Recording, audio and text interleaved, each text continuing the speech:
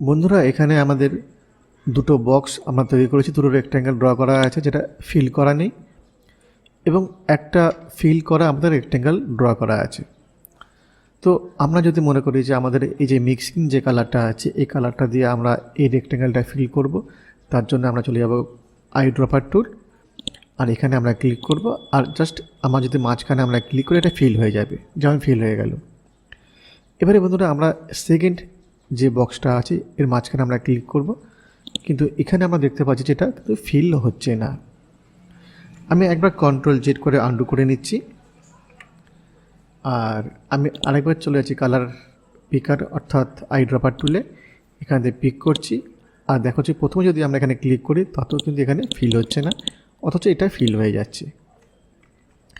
তো বন্ধুরা যারা বিগিনার তারা অনেক সময় বুঝতে পারে না কেন ফিল হচ্ছে না, তার কারণ আমি তোমাদের বলে দিচ্ছি যে এখানে দুটো যে লাইন আছে, ঠিক আছে, এই যে লাইন দুটো আছে এই লাইন দুটো কিন্তু একটা লাইন আছে এবং একটা অবজেক্ট আছে।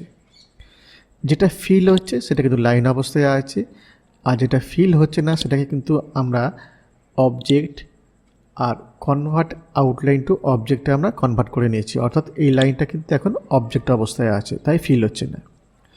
যদি এটাকেও আমরা কি করি না অবজেক্ট কনভার্ট আউটলাইন টু অবজেক্টে আমরা ক্লিক করি, তাহলে কিন্তু এই লাইনটাও কিন্তু একটা অবজেক্টে কনভার্ট হয়ে গেল, এবার এটাও কিন্তু এখন আর ফিল হবে না। আর যখনই আমরা এখানে কালার ফিল করতে চাইছি সাপোজ এখান থেকে, তখন আউটলাইনটা কিন্তু ফিল হবে। এই একটা বন্ধুরা ছোট্ট ভিডিও ছিল, যদি তোমাদের ভালো লাগে তাহলে অবশ্যই লাইক করবে, শেয়ার করবে এবং সাথে থাকবে। Thank you.